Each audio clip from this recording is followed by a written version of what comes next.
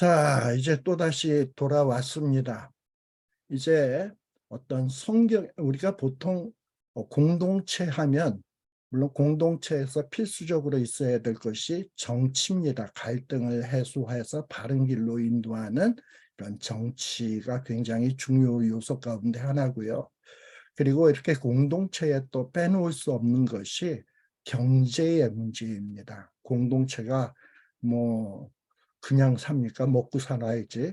먹고 또 여러 가지 사고 팔고 집 짓고 이런 일들이 필수 아니겠습니까? 그래서 경제 문제가 참으로 중요한 문제 가운데 하나인데, 과연 성경에 제시된 경제적 정의란 무엇인가? 그리고 오늘날 우리들이 추구하고 있는 자유시장 경제제도, 이것이 어떻게 성경과 어떤 관련을 맺을까? 뭐 이런 것들을 조금 생각해 볼 필요가 있습니다. 자, 결론적으로 얘기한다면 성경이 제시하는 경제적 정의란 무엇인가? 성경이 제시하는 경제에 있어서 가장 바른 길은 무엇인가? 성경이 말하고 있는 그거는 이거예요. 약자에 대한 우선적 배려. 사회의 그 공동체 안에 있는 약자에 대해서 우선적 배려를 통한 공동체. 이게 성경이 얘기하고 있는 어떤 그 중요한 내용입니다. 그래서 성경이 얘기하고 있는 경제적으로 가장 이상적인 공동체가 되려면 뭐냐면 약자를 잘 배려해야 된다라는 거예요. 그렇게 해서 공동체를 통합해 나가야 된다는 겁니다. 자, 그러면 이렇게 성경에서는 이런 약자를 배려하는 것이 굉장히 중요한 이슈로 등장을 하는데, 이건 어디로부터 나오는가? 하나님으로부터 나오는 거예요. 하나님의 본성, 또 하나님이 행하시는 행동들을 가만 살펴보면 하나님은 굉장히 경제적 약자에 대해서 우선적인 관심을 기울이고 있다라는 것을 볼 수 있어요. 우리가 하나님의 본성을 이야기할 때 뭐라고 얘기하냐? 내가 거룩하니 너희도 거룩할지어다. 이 하나님의 거룩성. 근데 이 거룩성하고 관련지어서 얘기해 볼 수 있는 것이 약자에 대한 관심이에요. 이 세상에 사는 대부분의 사람들은 누구에게 관심이 많은가? 약자보다는 강자에게 관심이 많아요. 왜 그렇습니까? 강자에게 잘 보여야 어떤 얻어먹을 수 있는 떡고물이 많아. 그러다 보니까 강자에게 아부하고 강자에게 협력해서 그 강한 자의 어떤 힘을 빌어서 내가 어떻게 하면 유익하게 될까? 여기에 관심이 많거든. 근데 약자에게 관심을 보여봐야 뭐 얻어먹을 게 있습니까? 그러다 보니까 이 세상의 사람이나 이 세상에서는 약자에 대해서는 별로 관심을 안 기울여. 근데 하나님은 세상과는 달라. 그게 뭐냐면 거룩이에요. 하나님은 세상과 구별되었다는 거예요. 거룩하다는 거예요. 세상과는 다르다는 거예요. 어떻게 다른가? 세상은 강자에게 관심을 보이지만 하나님은 약자들에게 관심을 보인다. 그래서 이 약자들에게 우선적인 배려를 하고 있다라는 겁니다. 우리 예수님이 하신 비유 가운데 길 잃은 양의 비유, 목자의 비유, 여러분들이 잘 알 거예요. 100마리의 양들이 있는데 한 마리가 길을 잃었어요. 근데 참 의로운 목자는 어떠합니까? 나머지 99마리의 양들을 내버려 두고 한 마리 잃어버린 한 마리 양을 찾아 나서는 이런 이야기를 예수님이 비유로 말씀하셨어요. 바로 이 비유의 내용이 하나님의 모습을 보여주는 거예요. 예수님의 마음을 보여주는 거예요. 자, 그러면 이 99마리, 한 마리 양의 이유가 우리에게 나타내 보여주려고 하는 의미는 무엇인가라는 거예요. 자, 99마리에 비해서 한 마리는 경제적으로 볼 때 너무나도 미미한 거예요. 99마리가 훨씬 더 소중한 거예요. 그런데 우리는 보통 어떻습니까? 99마리, 한 마리 있으면 어디에 관심을 두어요? 99마리. 이 99마리를 잘 돌봐야지. 한 마리 그까지가 잃어버려도 돼. 이런 생각을 갖기가 쉬워요. 근데 이 예수님의 비유에서 말하고 있는 이 선한 목자는 어떠냐? 한 마리가 길을 잃어버렸어도 그리고 헤매고 있으면 그 양을 찾아서 나서는 것이 예수님의 마음이고 하나님의 마음이에요. 이 약자에게 관심을 두는 것이 하나님의 마음이고 예수님의 마음이에요. 네. 그래서 이 한 마리라도 어떻게서든지 구출해내야 되겠다라는 것이 이 목자의 마음, 하나님의 마음이다라는 거예요. 그래서 하나님은 비록 이 사회 속에 생산성이 떨어지는 소외계층에 속한 사람이라 할지라도 그 한 생명의 생명을 천하보다도 더 무겁게 보시고 그 사람이 인간다운 삶을 누리도록 하는 일에 최우선적인 관심을 보이시는 것이 이게 하나님의 마음, 예수님의 마음이다.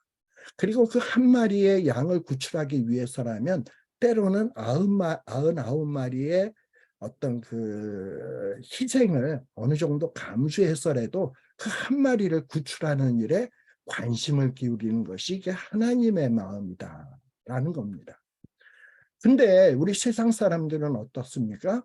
어떤 생산성, 효율성을 증진시키기 위해서 사회적인 약자들은 무슨 생산성이 있나요? 효율성이 있나요? 근데 한 사람 때문에 효율성도 없고 생산성도 없는 그 한 사람 때문에 나머지 99의 생산성과 효율성이 떨어진다면 과감하게 우리는 한 사람을 포기하잖아. 그래서 대를 위해서 소를 희생하는 이 일을 택하곤 하잖아요. 이게 오늘날 세상의 어떤 세상 사람들이 생각하는 방식이다라는 겁니다. 그런데 하나님은 어떠냐? 하나님은 거룩하신 분이에요. 세상과는 다르다는 거예요. 어떻게 다르냐?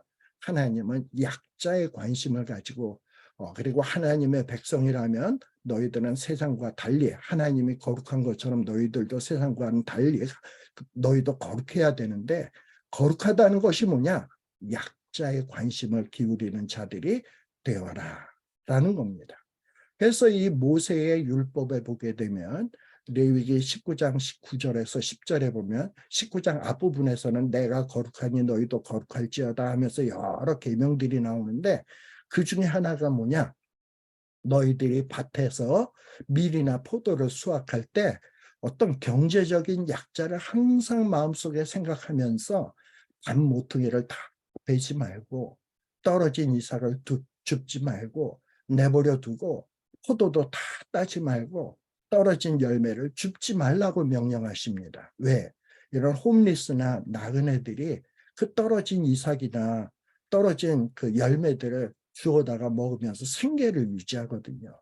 그들이 그렇게 할 수 있도록 어떤 여지를 만들어 두어라. 그래서 이렇게 약자를 배려해라 라고 명령하고 있는 거예요. 그리고 이 명령을 지키는 것이 세상과 다른 방식의 삶을 사는 겁니다. 그리고 그 삶이 뭐냐? 거룩한 삶이다 라는 겁니다. 하나님은 하나님의 길이 있어요. 하나님의 길은 늘 바른 길이죠. 그러면서 우리 하나님의 백성도 하나님의 길 안에 걷기를 원하세요. 자, 그러면 하나님의 길이 뭡니까? 하나님의 길이 곧 정의의 길이에요. 근데 하나님이 하나님의 길을 설명하면서 신명기 10장 17절에서 18절에 보면 이렇게 말씀하고 계세요. 너희의 하나님 여호와는 신 가운데 신이시며 주 가운데 주시요 크고 능하시며 두려운 하나님이시라.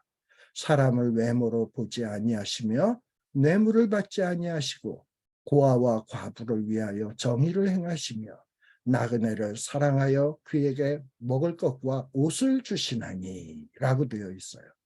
하나님은 어떤 분이라고요? 외모를 보지 아니하시고 또 뇌물을 받지 아니하고 고아와 과부를 위하여 행하시며 나그네를 사랑하시고 나그네에게 먹을 것과 옷을 주시는 하나님이시다. 이렇게 하나님은 사회적 약자에게 아주 지극한 관심을 어떻게 보면 편당적인 치우친 관심을 보이는 것 같이 보일지 모르지만 이렇게 사회적 약자에게 아주 지나친 관심을 기울이고 계신다라는 겁니다. 또 우리 성경 시편에도 보게 되면 시편 146편 6절에서부터 9절에 보면 하나님은 어떤 하나님이냐? 여호와는 천지와 바다와 그 중에 만물을 지으시며 영원히 진실함을 지키시며 하나님은 창조주세요. 전혀 부족함이 없는 분입니다. 그런데 이 하나님은 어떤 분이시냐? 억눌린 사람들을 위해 정의로 심판하시며 줄인 자들에게 먹을 것을 주시는 이시다. 그리고 갇힌 자들에게 자유를 주시는 도다. 여호와께서 맹인들의 눈을 여시며 또 여호와께서 비굴한 자들을 일으키시며 여호와께서 의인들을 사랑하시며 여호와께서 나그네들을 보호하시며 고아와 과부를 붙드시고 악인의 길은 굽게 하시도다. 이렇게 하나님은 약자들에게 관심을 보이게 하신다. 그래서인지 하나님은 이스라엘 백성들을 한때는 애굽에서 나그네와 종의 삶을 한 400년 동안 살게 하지 않았습니까? 그리고 어떤 나그네와 종의 삶이 얼마나 피폐한 삶인지를 몸소 이스라엘 백성들에게 체험케 하지 않았습니까? 그리고서는 그래 너희들이 종의 생활 해봤지? 나그네 생활 해봤지? 그렇다면 너희들이 나그네와 종의 심정을 잘 알 것 아니야? 그러니 이 사회적 경제적 약자들 나그네와 고아와 과부와 이런 약자들에 대해서 관심을 잃지 말도록 해라 라고 명령하고 계십니다. 이렇게 하나님이 율법에서 이렇게 명령도 하셨습니다만 성경의 어떤 역사서나 선지서 같은 데 보게 되면 특별히 우리아를 그 바세바의 남편 우리아를 변호하면서 다윗을 책망한 나단 선지자가 있죠. 이 나단 선지자가 어떠했습니까?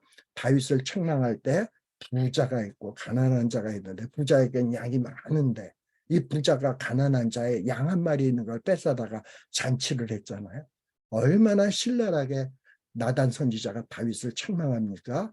그러자 다윗이 그놈은 죽어야 마땅합니다. 그놈이 도대체 누굽니까? 바로 당신이 그다. 이러면서 어떤 나단 선지자가 사회적 약자 우리아를 변호하는 모습을 보여주고 있습니다. 또 우리 아합 왕도 엘리야가 신랄하게 책망하지 않습니까? 엘리야가 아합을 어떻게 책망했습니까? 아합이 나봇의 그 포도원을 빼앗은 것을 가지고 신랄하게 책망을 하지 않습니까? 이렇게 사회적 경제적 약자들에게 무관심한 왕들에게 선지자들은 하나님의 명령을 받고 나서서 이렇게 약자들에게 관심을 보이지 않는 왕들, 이 왕들에게 아주 준엄한 심판의 메시지, 책망의 메시지를 선포했던 것을 우리가 성경 선지서 안에 곳곳에서 찾아볼 수 있습니다. 자, 그런데 이게 뭐 선지서에만 나오는 얘기냐?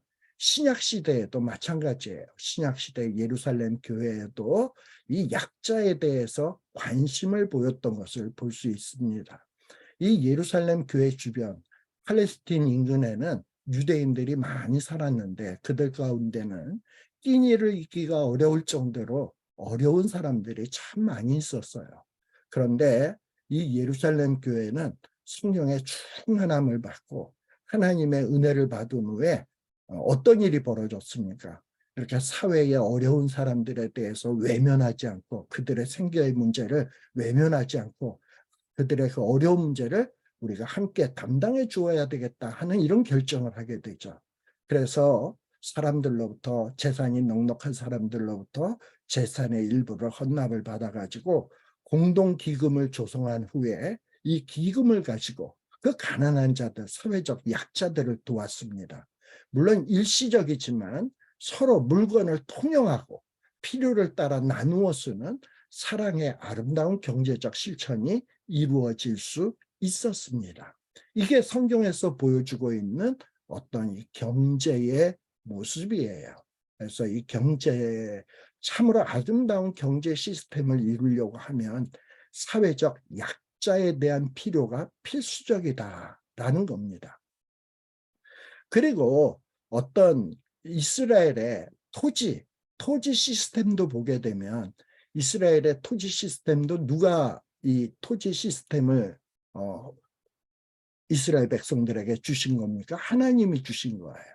근데 하나님이 이렇게 제시하신 이스라엘의 토지 시스템도 보게 되면 다 이게 뭐냐? 사회적 약자에게 최우선적인 관심을 기울이시는 하나님의 마음과 태도를 엿볼 수가 있습니다.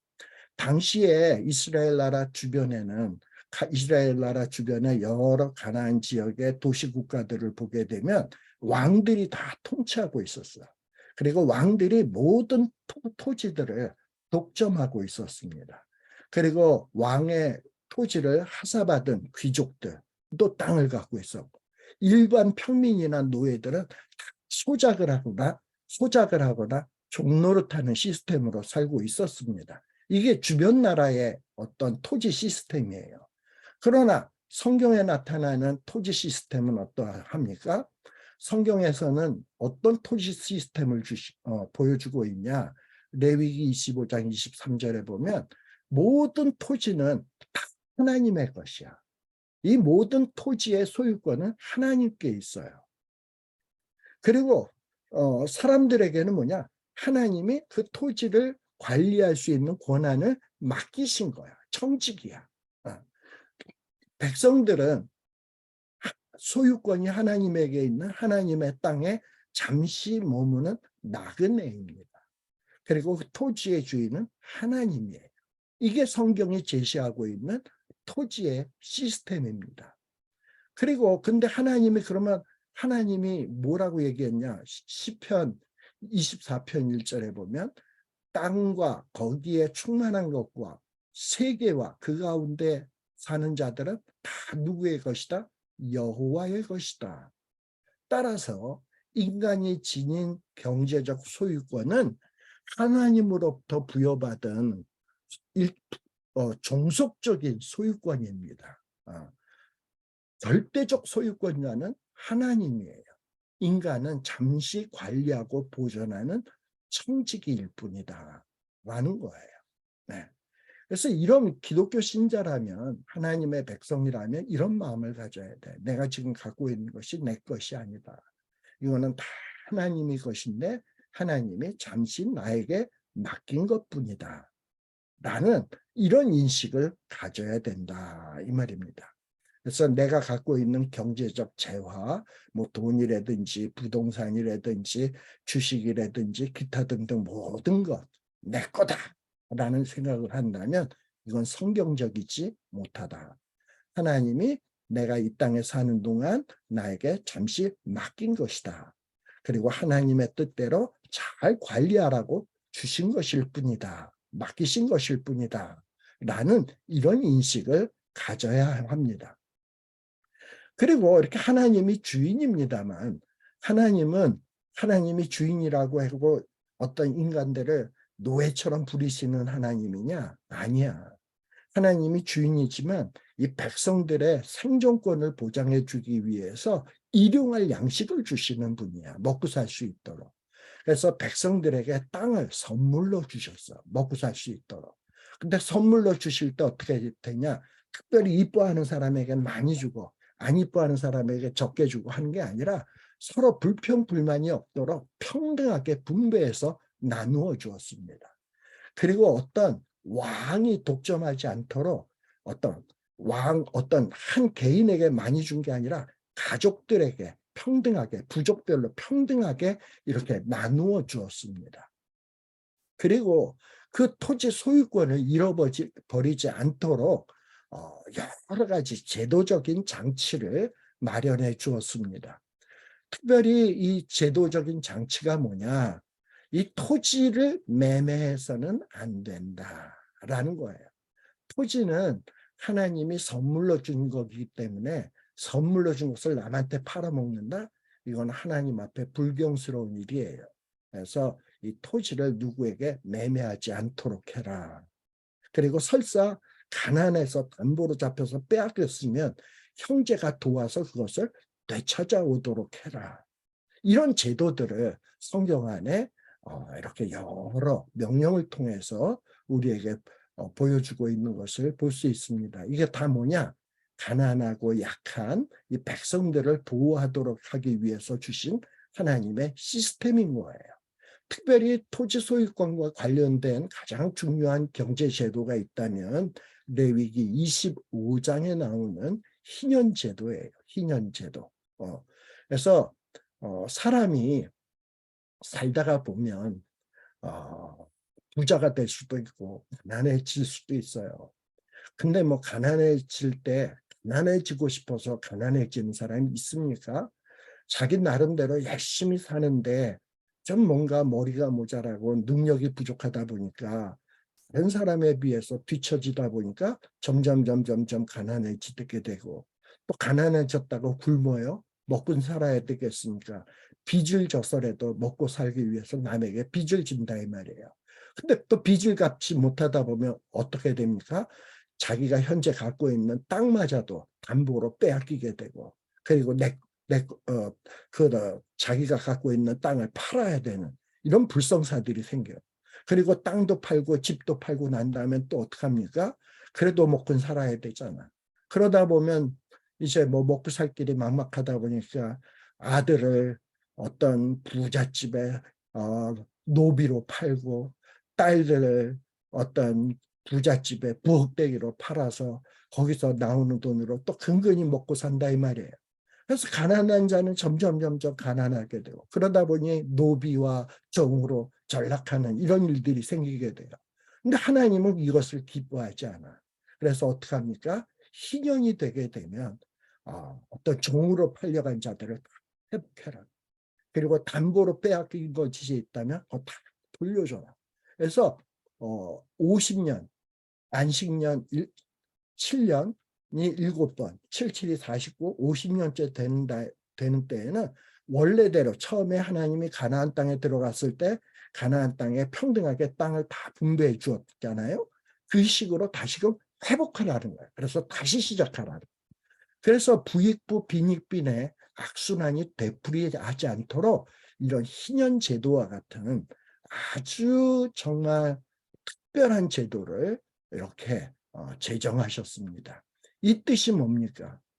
하나님의 백성들은 어떤 가난하게 되어서는 안 돼. 종이 되어서는 안 돼. 노예가 되어서는 안 돼. 비록 애비가 못 났어도 애비가 못 났다고 자식도 종이 되면 안 돼. 희년, 50년이 되면 다시금 회복해서 다시 출발할 수 있는 기회를 주어야 돼. 이런 어떤 시스템을 주시었습니다. 또 뿐만 아니라 어떤 이 사유재산을 축적하려는 시도를 견제하는 몇 가지 보완 조치들도 있는데, 성경에 보면 지게표를 옮겨서는 안 된다. 아까 땅을 매매해서는 안 된다 그랬잖아요. 지게표를 옮긴다는 거는 집문서를 넘기는 거예요. 이렇게 집문서를 넘기는 거 하나님이 원하는 게 아니야. 땅은 어떤 각 개개인에게 하나님이 주신 선물이에요. 선물은 잘 보관해서 잘 관리해야 되지 남에게 팔아먹거나 양도해서는 안 된다라는 거예요. 그래서 성경에서는 이 지게표를 옮기는 자는 하나님의 내리는 저주가 있다라고 얘기할 정도입니다. 또 하나님은 또 이스라엘 백성들에게 어떤 명령을 하셨냐? 이스라엘 백성들 사이에서는 이자를 받고 돈을 빌려주지 못하도록 했습니다. 돈놀이 하지 말라는 거예요, 백성들끼리. 하나님의 백성들 간에는 서로 이자놀이 같은 거 하지 말라는 거예요. 그리고 또 어떠했냐? 어떤 돈을 빌릴 수도 있죠. 근데 이 돈을 그냥 빌려줍니까? 담보를 잡고 빌려주잖아. 그런데 하나님께서는 이런 담보로 잡힌 물품에 대한 통제 규정도 있었습니다. 예를 들어 어떤 옷을 저당 잡혔을 경우에는 밤이 되게 되면 저당 잡은 옷을 돌려주라고 했습니다. 여러분들 이스라엘 사람들이 입고 있는 옷은 막 그냥 천으로 칭칭칭칭 감잖아요. 이것이 텐트 생활을 하는 이스라엘 사람들에게 있어서는 밤의 이불과도 같은 거야. 근데 이것을 저당 잡아서 뺏기게 되면 그 사람은 밤새 덜덜덜덜 떨면서 주무셔야 돼. 잠도 못 자지. 그러니까 이것을 알고 있는 하나님은 너가 만일에 옷을 저당 잡았으면 밤이 되면 그 저당 잡은 옷을 그 돈고 간 사람에게 돌려주어라 라고 말씀을 했어요. 신명기 24장 13절에 나오는 거예요. 그것이 유일한 옷이라. 그것이 그의 알몸을 가릴 옷인즉 그가 무엇을 입고 자겠느냐. 그가 내게 부르짖으면 내가 들으리니 나는 자비로운 자임이니라 라고 얘기했어요. 또 맷돌도 저당 잡아서는 안 된다라고 명령을 하고 있습니다. 당시 이스라엘 사회에서는 맷돌은 생명과 다름이 없었어요. 왜냐? 곡식을 갈아서 고운 가루로 만들어 가지고 우리 뭡니까? 부침개처럼 바위돌 같은 데다 이렇게 널찍하게 펼쳐 가지고 해서 그 사람들이 주식으로 사용을 하잖아요. 근데 그런 어떤 널찍하게 곡식을 빻아서 가루로 만들어서 그런 어떤 음식을 장만하는데 맷돌은 아주 필수적인 요소예요. 근데 맷돌을 뺏기게 되면 음식을 못 해먹어. 그래서 하나님은 저당 잡을 때 맷돌 같은 거 저당 잡지 말아라. 생명과 다름이 없다 그거는. 그리고 어떤 저당물을 인수할 때에 이 저당물을 갖고 있는 그 소유자의 집에 들어가서 이 채권자가 들어가 가지고 막 그냥 저당물을 가지고 나오도록 하면 안 돼.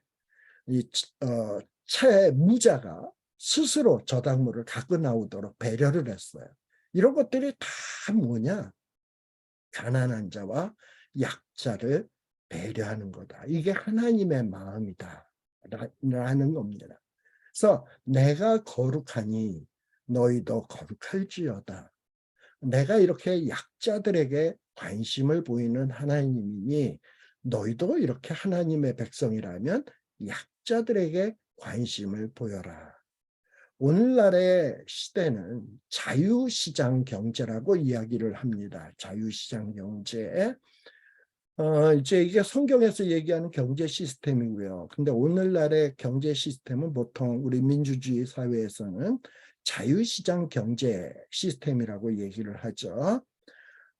공산주의가 1992년 베를린 장벽이 무너지면서 소련 공산주의가 무너졌습니다. 소련 그 공산주의, 세계 공산주의 경제는 어떤 거였습니까?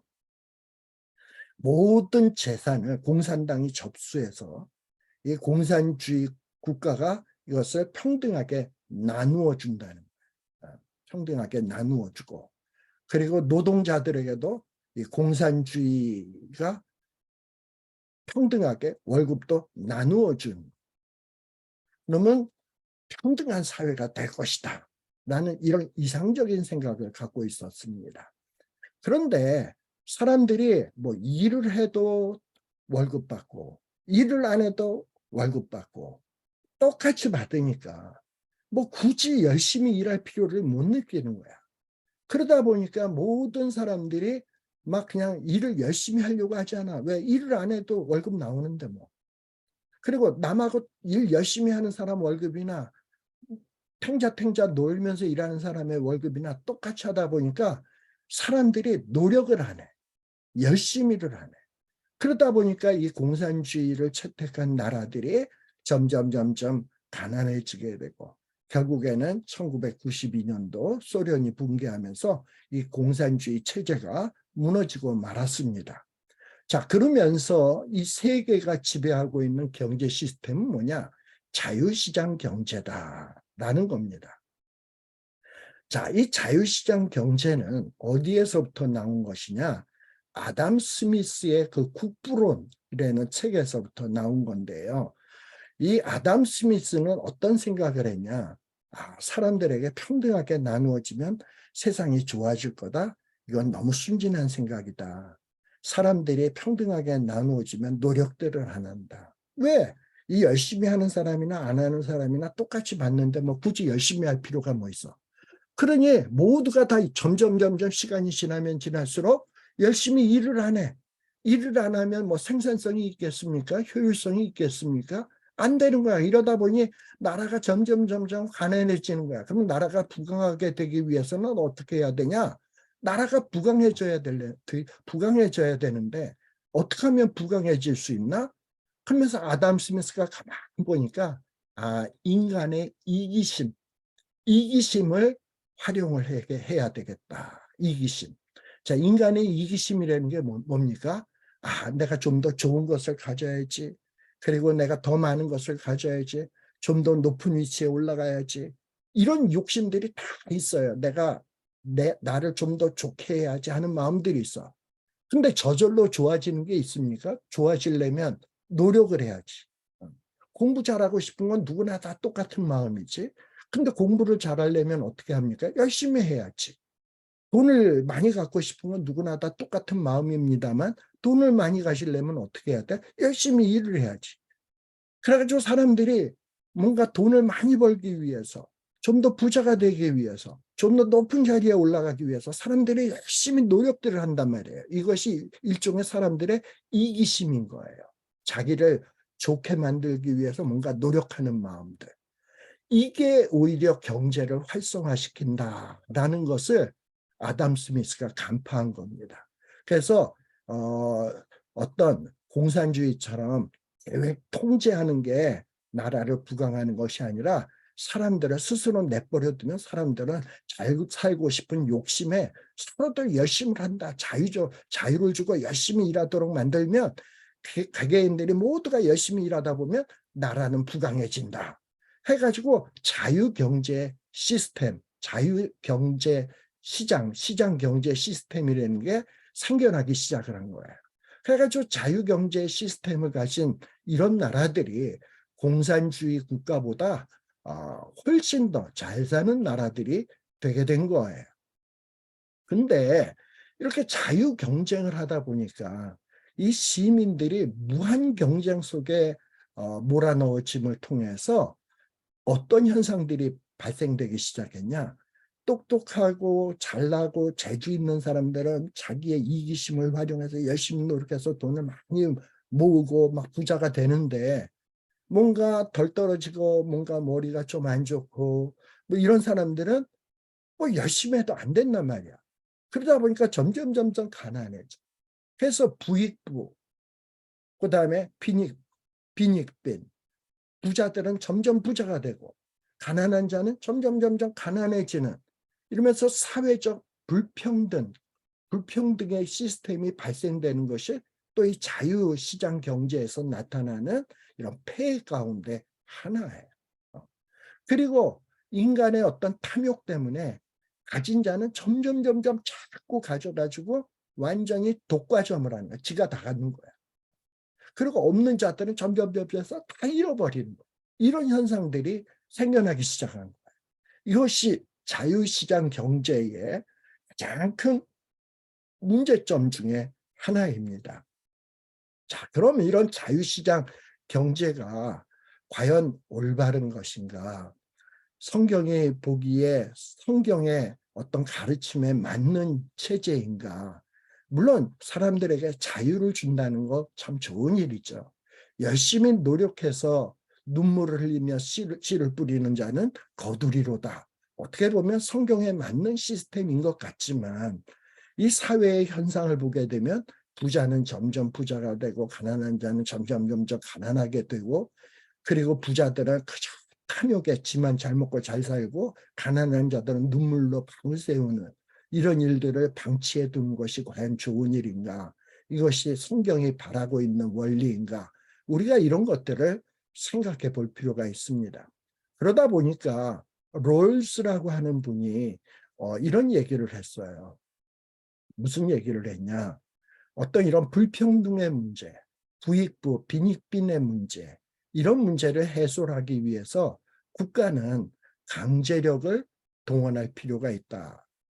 어떤 면에서 강제력을 동원할 필요가 있다. 그렇다고 해서 강제력을 동원한다고 해서 공산주의처럼 다 뺏어서 다시금 평등하게 나누어주는 이런 시스템이냐? 아니에요. 그런 건 아니고 어쨌든 이 사회의 이 불평등의 문제, 부익부, 빈익빈의 문제가 이걸 방치해서는 안 된다. 이걸 수정하고 교정해야 된다. 라는 데에 관심을 두는 것이 어떤 롤즈라고 하는 분이 생각한 원리입니다.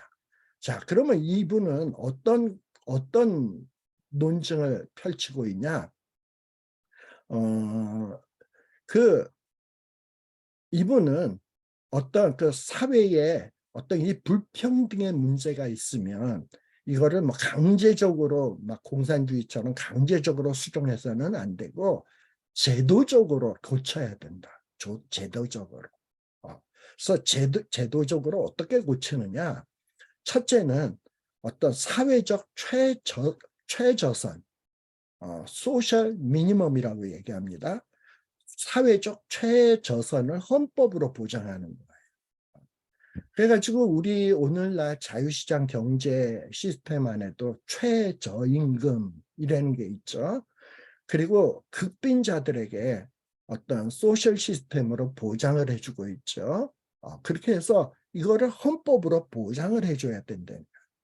가난하고 그리고 힘없다고 해서 굶어 죽도록 만들어서는 안 된다는 거야.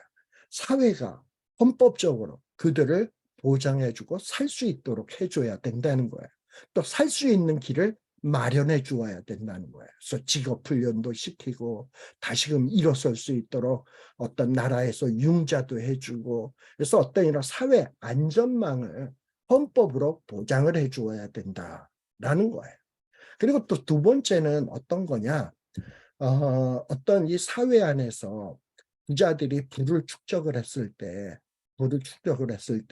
그 부를 혼자만 먹고 자기만 누리도록 하게 하지 않고 그 부를 나누어 줄 수 있는 시스템을 만들려는 거예요. 예를 들어서 부자들에게 세금을 더 많이 물리는 거야.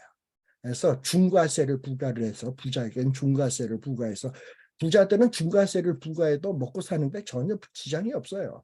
그래서 그들에게 세금을 많이 걷어서 그 거둔 세금을 가지고 가난한 자들에게 배려해야 된다라는 거예요. 어떤 나름 우리 아까 성경에 하나님이 약자들에게 관심을 보이신다고 했죠. 그래가지고 뭐 고아와 나그네들을 위해서 떨어진 곡식들을 줍지 말고 열매를 거두지 말고 그리고 토지를 균등하게 분배하고 빼앗겼을 때는 다시 돌려주라 그러고 이러면서 어떤 이스라엘 공동체 안에 아무리 극심하게 가난한 자들이라도 굶어 죽지 않도록 하나님이 배려했던 것처럼 자유시장 경제라고 해도 이렇게 가난한 자들에게 관심을 보이는 시스템을 가지라는 거예요. 그래서 이런 어떤 성경적 가르침에 어떤 그 영감을 받아가지고 롤스라고 하는 사람이 뭐라고 얘기하냐? 사회적 최저선, 뭐 최저임금, 또 사회보장제도, 사회안전망제도, 또 부자들에게는 중과세를 붙여서 가난한 자들을 배려하는 이런 시스템을 오늘날 자유경제 시장 시스템 안에다가 도입을 하고 있어요. 많은 나라들이. 그러면 여기서 그쳐서야 되겠는가? 이렇게 뭐 법으로 규정을 해가지고 이렇게 운영을 해야 되겠는가? 아니에요. 성경에서는 우리 아까도 얘기했지만 너희들이 애굽에서 종되었던 것을 기억해라. 너희들이 광야에서 나그네였던 것을 기억해라. 그리고 종되었던 너희들에게 베푸셨던 하나님의 은혜를 기억해라. 그렇다면 너희들이 어찌 살아야 마땅하겠니? 내가 거룩한 것처럼 너희도 거룩할지어다. 나는 약자들에게 이렇게 관심을 보이는데 너희도 세상과는 달리 부자에게 관심 갖지 말고 강자에게 관심 갖지 말고 약자에게 관심을 가지고 아버지에게서 받았던 사랑을 베푸는 삶을 살도록 하여라 하는 것이 하나님의 요구 아니겠습니까? 그래서 우리가 자유시장 경제 시스템 안에서 살고 있습니다만 이렇게 성경의 가르침을 잘 묵상하고 생각해서 내가 어떻게 하면 이 자유시장 경제 시스템 안에서 하나님의 백성다웠게 살아갈 것인가 하는 것을 말씀을 통해서 잘 묵상하고 깨우쳐서 실천해 간다면 우리가 이 시대 이 사회 안에서 빛과 소금의 직분을 감당할 수 있지 않을까 하는 이런 생각을 하게 됩니다. 그래서 오늘은 크게 굵직굵직하게 정치 시스템, 경제 시스템, 성경에서 이야기하고 있는 정치 시스템은 무엇인가? 성경에서 얘기하는 경제 시스템은 무엇인가? 그런데 오늘날의 정치 시스템은 어떠한가? 성경의 시스템과 어떻게 다른가? 오늘날의 정치 시스템이 성경의 가르침에 입각해서 어떻게 변화되어야 될까? 성경이 가르치는 경제 시스템은 뭔가? 그리고 오늘날의 경제 시스템은 어떠한가? 비교했을 때 오늘날의 경제 시스템이 어떻게 변화되어야 할 것인가? 또 이렇게 경제 시스템을 개혁하고 변화시키는 사람들의 마음은 어떠해야 되는가 하는 것을 이런 원리적인 문제 굵직굵직하게 제가 좀 말씀을 드렸습니다. 다음 시간서부터는 조금 더 이제 구체적으로 들어가도록 하겠습니다. 다음 시간에는 우리가 그동안에 도덕법, 그러니까는 어떤 윤리의 중요한 것은 행동이라 그랬죠. 그리고 행동의 옳고 그름을 판단하는 것이 규범이라 그랬습니다. 규범은 척도 자라 그랬어요. 근데 그 규범은 기독교에서는 뭐가 규범이냐? 하나님의 말씀이, 하나님의 법이 이게 규범이라 그랬어요. 규범에 의해서 행동을 평가해야 된다 그랬습니다. 근데 이 규범 중에 가장 대표적인 규범이 뭐냐? 도덕법이라 그랬습니다. 그래서 이 도덕법 안에는 사랑의 대강령이 있고, 그 다음에 황금률이 있고, 그 다음에 십계명이 있다 얘기를 했어요. 그래가지고 요것에 의해서 어떤 행동들을 판단해야 되는데, 우리가 이전에 어떤 황금률, 그 다음에 사랑의 대강령, 그리고 또 십계명에 대해서 대략적으로 좀 이야기를 했는데, 이제 다음 시간서부터 이제 윤리에 대해서 조금 더 우리가 공부를 한다면 좀 더 구체적으로 십계명에서 이야기하고 있는 규범이 무엇인지 이런 것들을 살펴볼 거예요. 특별히 십계명은 1계명에서부터 4계명까지는 하나님께 대한 하나님과의 관계에서의 법이에요. 그 다음에 5계명에서부터 10번째 계명까지는 인간과의 관계에서의 법이에요. 도덕법이에요. 그래가지고 1계명에서부터 4계명까지를 어떻게 보면 예배다. 하나님과의 관계에서 예배다라고 얘기할 수 있어요. 그래서 1계명에서부터 4계명까지를 예배의 윤리라고 한다면 5계명부터 10번째 계명까지는 인간관계의 윤리다라고 볼 수 있어요. 그래서 다음 시간에는 예배의 윤리 해가지고 하나님과의 관계에 있어서 참다운 윤리는 무엇인가? 어떻게 하면 우리가 올바르게 하나님과의 관계를 맺으면서 이것을 나의 습관으로 만들어 갈 것인가 하는 것에 대해서 살피려고 생각을 합니다. 오늘은 이상으로서 우리 성경 공부를 마치도록 하겠습니다. 수고 많으셨습니다.